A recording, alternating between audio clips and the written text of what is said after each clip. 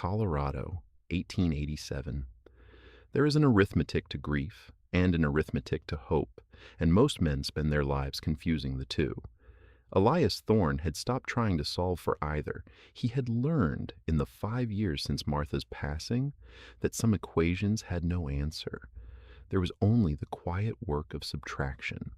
One less plate at the table, one less voice in the house, one less reason to look toward the horizon and expect anything more than another sunrise, another sunset, and the same vast, aching silence in between.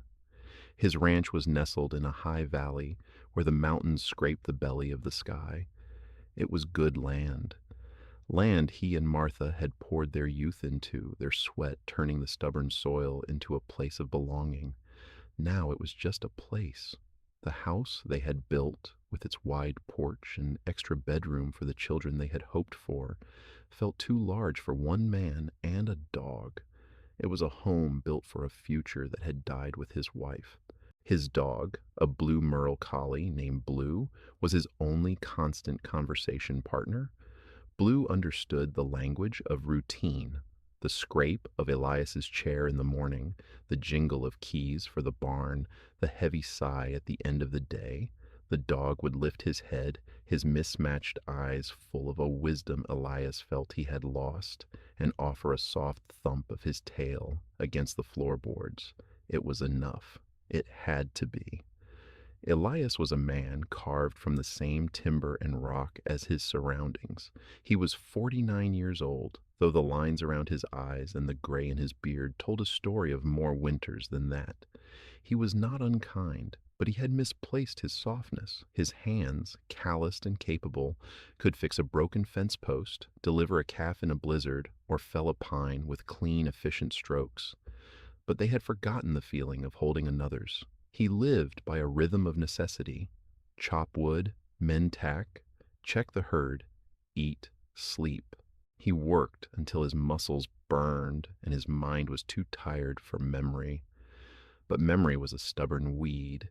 It grew in the scent of the wild roses Martha had planted by the porch. It echoed in the particular way the floorboard creaked outside the bedroom. It lived in the empty space beside him in the bed, a cold geography he navigated every night. He had stopped expecting. That was the core of it. He did not expect joy or comfort or change. He expected the seasons to turn, the cattle to need tending, and the deep, abiding loneliness to remain. His daughter Sarah, grown and married and living 2 states away, wrote to him, her letters full of gentle worry. She urged him to hire help, to not be so alone. He read her letters, folded them neatly, and put them in a box with Martha's things. He didn't need help. Needing was a vulnerability he could no longer afford. The world for Elias Thorne had been reduced to the simple arithmetic of getting through the day. He did not add. He only subtracted. Until the day the equation changed. It happened on a Tuesday in late spring. The air was clean and sharp with the smell of melting snow and new pine growth. He was on the porch oiling a bridle when he saw the figure walking up the long track to his house. It was not a rider, but someone on foot, carrying a single worn valise. Travelers were rare, but not unheard of. Usually they were lost or in need of water. As the figure drew closer, he saw it was a woman, young.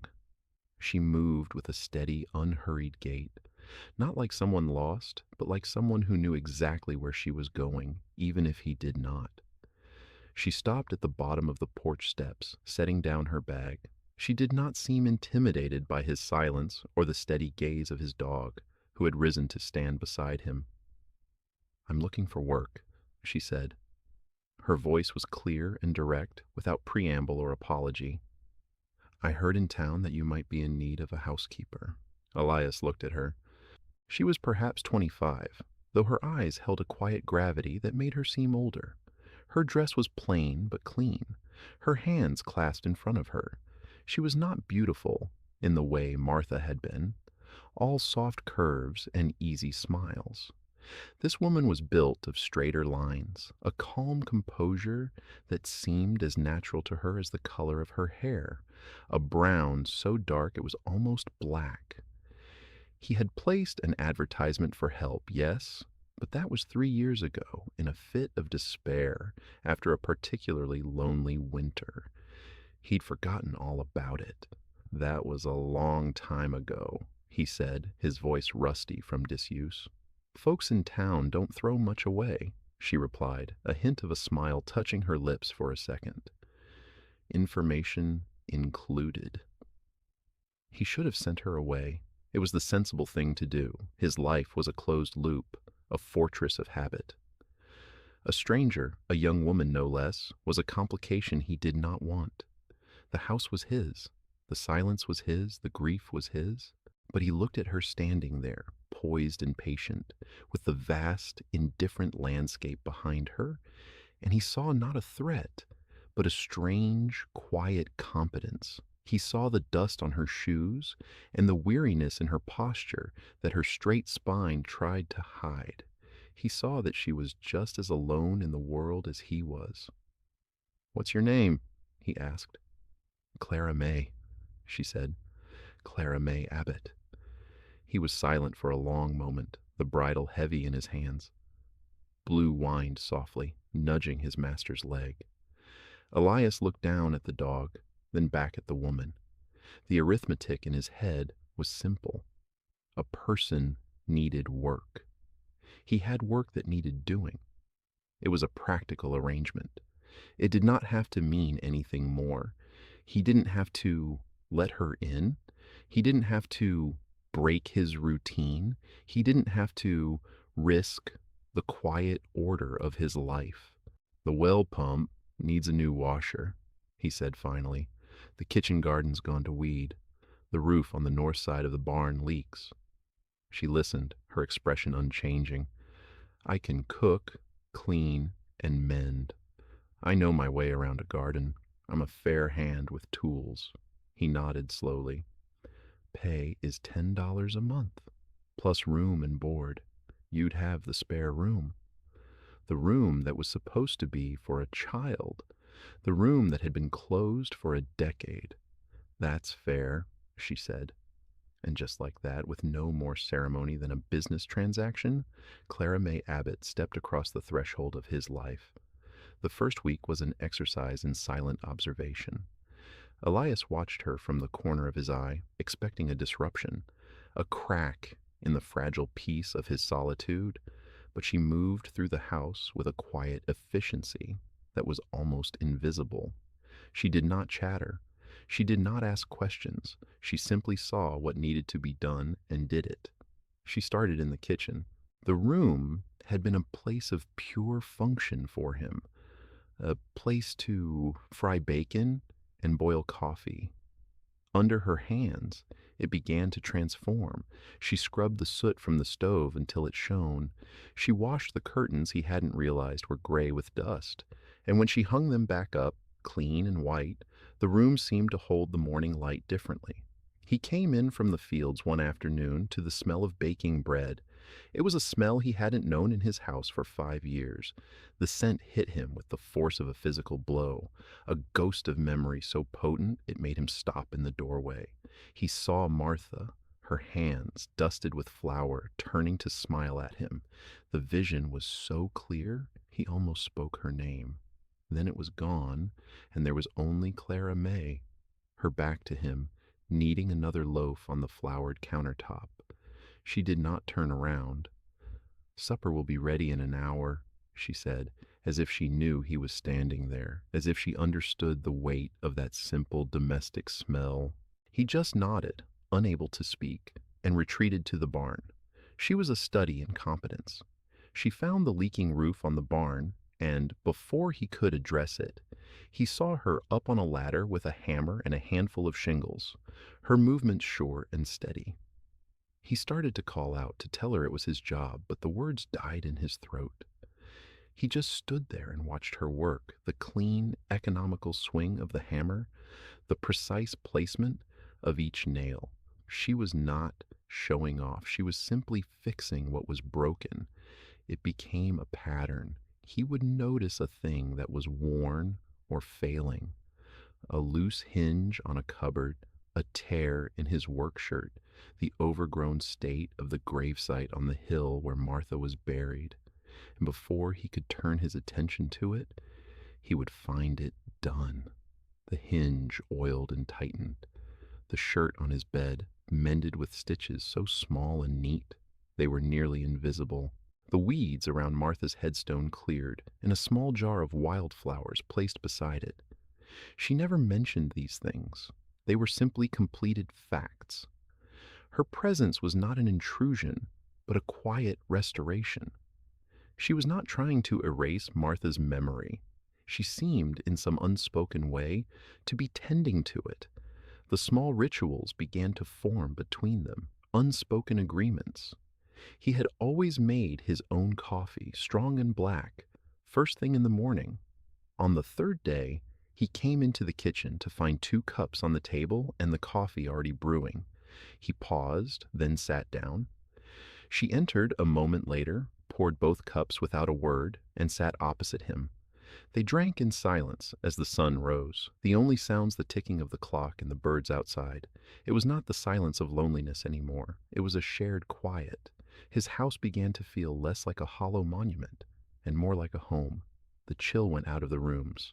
There was the scent of polish on the wood, the warmth of the stove, the sight of her mending by the fire in the evening, her head bent over her work, Blue sleeping at her feet as if he had known her his whole life. Elias found himself watching her. He watched the way she gentled the skittish new foal, her voice low and soothing. He watched her hands as she shelled peas, quick and deft. He was reading her, the way a sailor reads the sea, learning the subtle shifts in her mood, not from words, but from the way she held her shoulders or the pace of her work. The town noticed, of course. When he went to Abernathy's general store for supplies, the proprietor, a man whose friendliness always bordered on interrogation, leaned over the counter. "Heard you got some help out at your place, Elias," Mr. Abernathy said, his eyes glinting with curiosity. "I did," Elias said, his tone discouraging further comment. "Young woman, they say. Good worker?" "She is." "Well, that's good. A place like yours is too much for one man. Good to have a woman's touch around the house again." The words, meant to be kind, landed like stones. Elias paid for his goods, his jaw tight, and left without another word. The town's gaze felt like a trespass on the quiet world he and Clara May were building. The external world intruded in another way, in the form of Jedediah Finch. Finch was a prosperous rancher from the next valley over, a man who was confident, handsome, and utterly superficial. He arrived one Sunday afternoon, dressed in his finest, his horse a showy palomino. He had clearly come calling for Clara May. Elias watched from the barn as Finch tipped his hat and smiled his easy, practiced smile.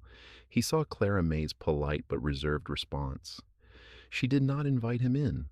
They spoke on the porch for a few minutes, Finch doing most of the talking, before he mounted his horse and rode away, looking less confident than when he had arrived. When Elias came up to the house, Clara May was sweeping the porch, her movements a little too sharp, a little too forceful. "Finch," Elias stated. It was not a question. "He was inviting me to the town social next Saturday," she said, not looking at him. "Are you going?"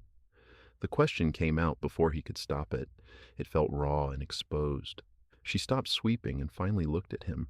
Her gaze was direct, unwavering. "No," she said. "I told him I was not interested."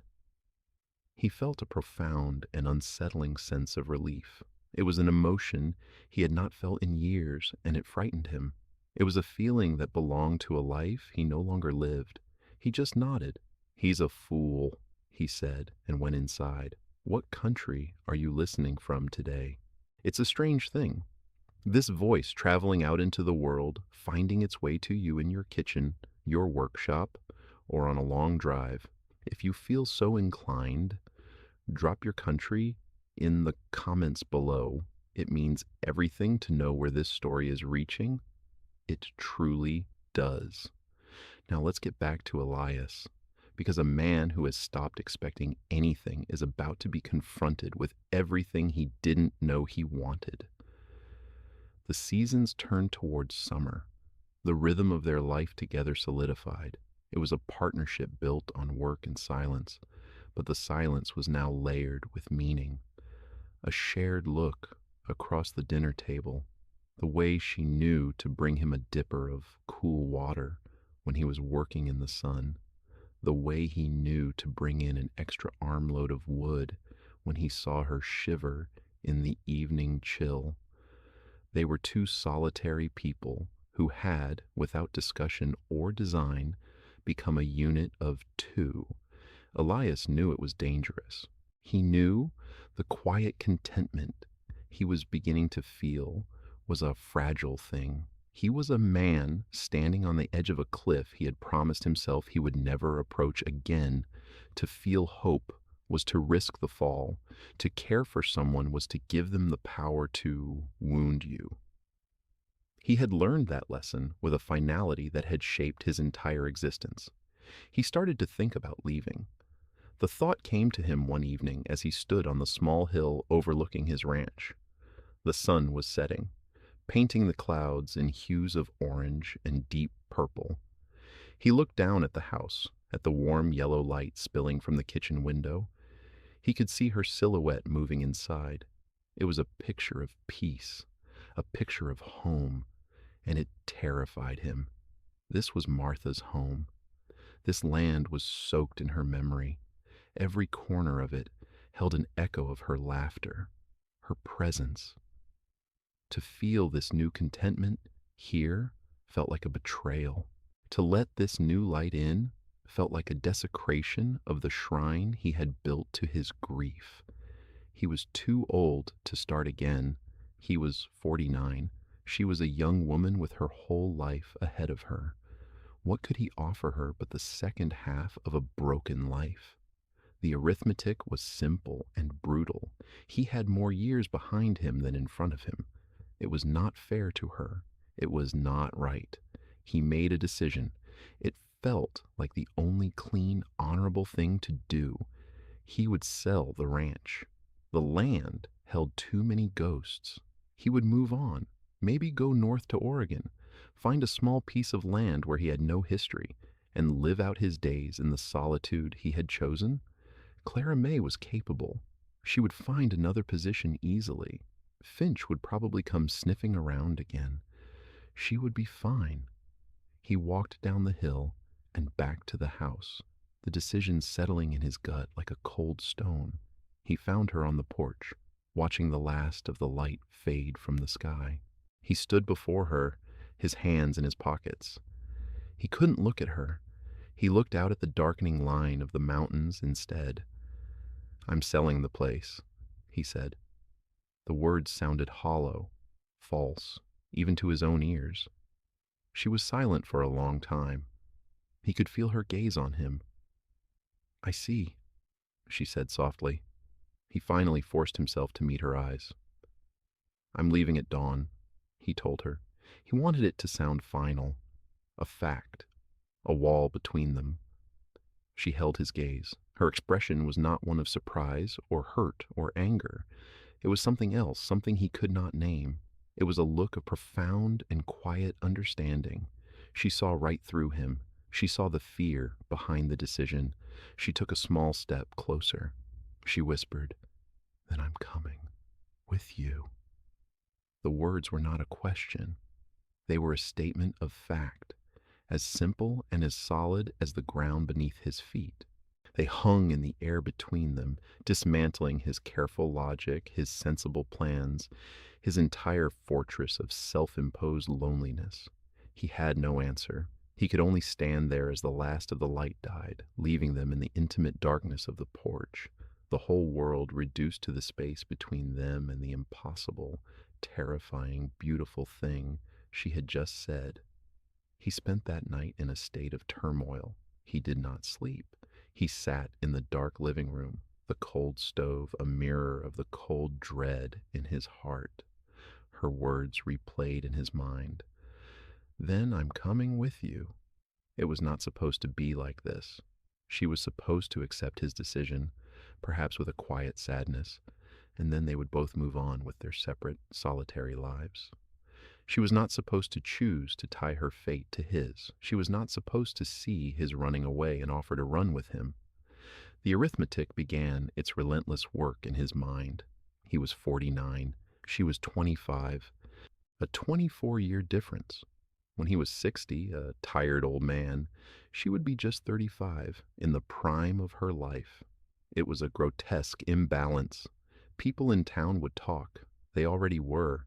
They would see a foolish old man taking advantage of a young, vulnerable woman. They would see him as a predator, or worse, a pity case. He thought of Martha. What would she think? He could almost hear her voice, practical and loving, telling him he was being a fool, but he couldn't be sure which kind of fool she would mean. The kind who would let Clara May go, or the kind who would ask her to stay. His grief had become so intertwined with his love for Martha that he no longer knew where one ended and the other began. Was he honoring her memory by remaining alone, or was he dishonoring the life they had built by refusing to live? He paced the floorboards, the wood groaning under his weight. Blue watched him from the hearth, his head on his paws, his mismatched eyes tracking every restless step. The dog seemed to understand the gravity of the night. This was a question of value, not arithmetic. His mind kept circling back to that. The numbers, the ages, the years, they were just cold, hard facts. They didn't account for the way she made the house feel warm. They didn't account for the shared silence over coffee, or the quiet competence that had mended not just his shirts, but the frayed edges of his life. They didn't account for the simple, profound fact that when he had announced he was leaving, her first instinct was not to save herself, but to join him. What was the value of that? How could you measure a thing like loyalty? How could you quantify the worth of a person who looked at your broken pieces and saw something worth keeping? He didn't have the right. He didn't have the right to ask her to share in his uncertain future, to follow him to a place with no promises, to bind her youth to his age. It was selfish. It was wrong. His decision was made. Again, he would go. Alone, he would leave before she woke. He would write her a note, leave her a few months' wages. It was the only decent thing to do. He was pulling on his boots, just as the first hint of gray light touched the windows, when he heard a carriage pull up. It was too early for visitors. He opened the door to see his daughter Sarah climbing down. Her face was etched with worry. "Sarah? What is it? Is something wrong?" "I got your letter," she said, walking past him into the house. "The one where you sounded like you were saying goodbye." He had written to her a week ago, a bleak and weary letter he now regretted sending. He had not mentioned Clara May. He had only spoken of the land feeling heavy, of the memories being too loud. Sarah stopped in the middle of the room and looked around. She saw the packed saddlebags by the door. She saw the grim set of his jaw. Then a figure appeared in the doorway of the kitchen. It was Clara May, dressed, a shawl around her shoulders, holding 2 cups of coffee. She had been up, waiting. Clara May nodded a greeting to Sarah. "I thought he might need this before he left," she said, her voice even.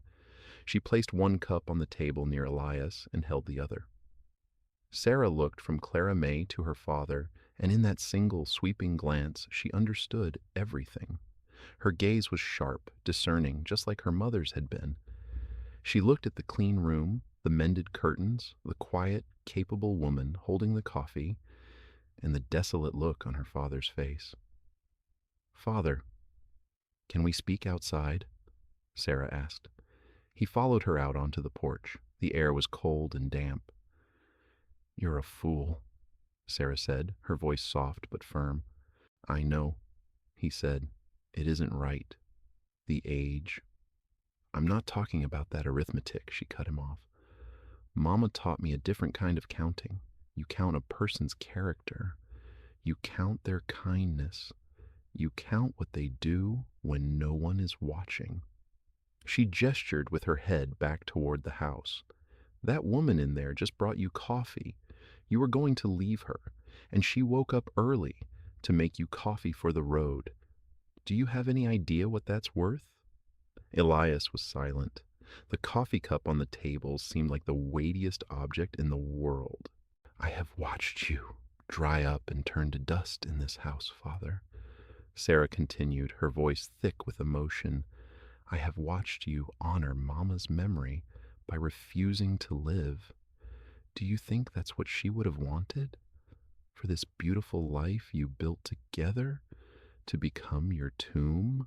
She took a step closer, her eyes pleading with him. Mama made you coffee every morning. That woman in there makes you coffee. It's not a replacement. It's a continuation. It's life, Father. It's life trying to happen to you, and you are trying to run from it because you are afraid. He looked past her, at the ranch, at the mountains he had loved and now felt trapped by. Everything Sarah said was true. He was afraid. He was terrified of losing someone again, and the only way to prevent that was to never have someone in the first place. But Clara May had slipped past his defenses, not with force, but with quiet persistence. It's not fair to her, he whispered, the last argument of a desperate man. Then, let her decide what's fair, Sarah said fiercely. Stop making her decisions for her. Look at her. She is not a child. She is a woman who knows her own mind. She's choosing this. She's choosing you. The only question is whether you are brave enough to choose her back. He stood there, the cold morning air on his face, his daughter's words echoing in the space where his own logic had been. He was not being honorable by leaving. He was being a coward. He was choosing the familiar pain of loneliness over the terrifying possibility of happiness. He had been counting the years between them. But Sarah was right. That was the wrong arithmetic. The real value was in the mended shirt, the cleared gravesite, the second cup of coffee, the quiet declaration in the dark, "Then I'm coming with you." He made his decision for the third and final time. He was not a man given to grand gestures, but he knew what he had to do. He turned and walked back into the house. Clara May was standing by the table, exactly where she had been. Sarah had discreetly remained outside. Blue thumped his tail against the floor. Elias walked over to his saddlebags and unbuckled them, letting them fall open on the floor. He looked at Clara May. I am leaving, he said, his voice steady. This place is full of ghosts. I can't build a new life on old ground. Her expression did not change, but he saw a flicker of something in her eyes. Disappointment? Resignation? But I am not going alone, he continued, his heart pounding in his chest. I am not a man with pretty words, Clara May. I cannot offer you the things a younger man could. What I have is a worn-out heart and a willingness to build something new, if you'll have it. He took a breath. I am going to Oregon. I am going to find a piece of land and build a home, a smaller one this time, one that fits. I want you to come with me, not as my housekeeper, as my wife. The silence that followed was absolute. He had laid his entire broken, hopeful self at her feet. He had done the arithmetic of value and found that she was worth more than his fear. She looked at him, her dark eyes searching his. He did not look away. He let her see all of it, the doubt, the hope, the years of grief, the fragile new beginning. A small, slow smile touched her lips. It was the first time he had ever seen her truly smile, and it transformed her face. It was like watching the sun break through the clouds. "I know," she said softly. It was not the answer he expected, but it was the answer he needed. It meant, "I know you are afraid. I know this is hard for you. I know what you are offering, and I have known my answer for a very long time." He felt a lifetime of tension release from his shoulders. He walked to the table and picked up the coffee cup she had poured for him. It was still warm. Their departure was not at dawn. It took a week to arrange the sale of the ranch to a neighboring family and to pack what mattered. What mattered, Elias discovered, was very little. His tools, Martha's box of letters, a few books, Blue, and Clara May. On the final day, they rode into town in a newly purchased wagon, their few possessions loaded in the back. As they stopped at Abernathy's for final supplies, he saw Jedediah Finch across the street. Finch saw them, too. He saw Clara May sitting on the wagon seat beside Elias. He saw the way she looked at him, and he saw the quiet, settled peace on Elias's face. Finch tipped his hat, not with his usual swagger, but with a grudging respect, and turned away. Mr. Abernathy came out onto his storefront porch. He looked at the wagon, at the two of them sitting side by side. He looked at Elias, and for once, his gaze held no nosy curiosity. It held a simple, human warmth. "Heard you're heading for Oregon, Elias," he said. "That's the plan," Elias replied. Abernathy nodded, looking at Clara May. "You take care of him," he said. "We'll take care of each other," she answered, and her simple, direct statement was the truest thing he had ever heard.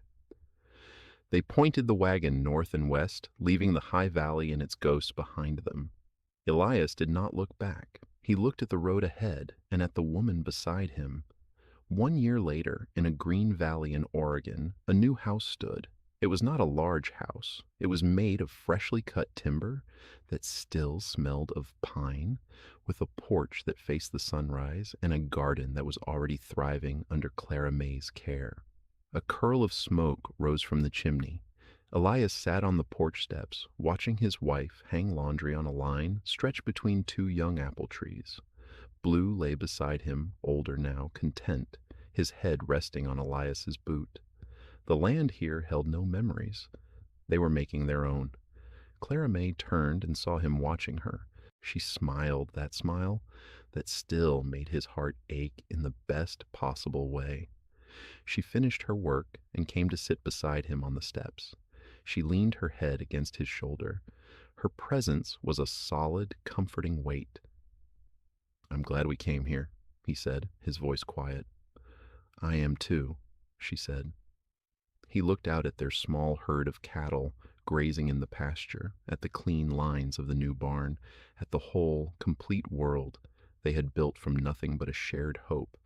He was 50 years old. He was, by any measure, starting over. And he had never felt more at home. He had spent 5 years subtracting. Clara May had taught him how to add again. There is a lesson here, one that is easy to miss in a world that worships the cold, hard numbers of arithmetic. It is the story of a man who thought his life was over, a man who measured his worth by the years he had lost and the grief he carried. He looked at his age, at her youth, and saw an equation that could not be solved. He saw an imbalance, a debt he could not repay. But he was counting the wrong things. He was a good man, a decent man, but he was trapped in the logic of loss. He believed that what he had to offer was the remainder of a life, a thing of diminished value. What he failed to see until he was shown was that his character, his resilience, his quiet decency, these things had a value that age could not diminish. The woman, Clara May, she understood a different kind of math. She did not see an old man. She saw a good one. She saw a man who tended his late wife's grave. She saw a man who was kind to his dog. She saw a man whose hands were rough with work, but whose heart buried deep beneath his grief, was still capable of loyalty. She measured him not by his years, but by his worth. And when he offered her an uncertain future, she saw not risk, but a home. This is the courage we are so often asked to have, the courage to stop counting the years and start valuing the character. The courage to believe that you are worthy of a new beginning, no matter how much of the road is behind you. It is the courage to accept a kindness, to see the love offered in a simple cup of coffee, and to say yes when life, against all odds and all logic, offers you a second chance. Thank you for your time and your attention. It is the most valuable thing you have. And the fact that you share it here with these stories is what keeps this channel alive. It means more than I can say. Be good to yourselves and be good to each other. Until next time.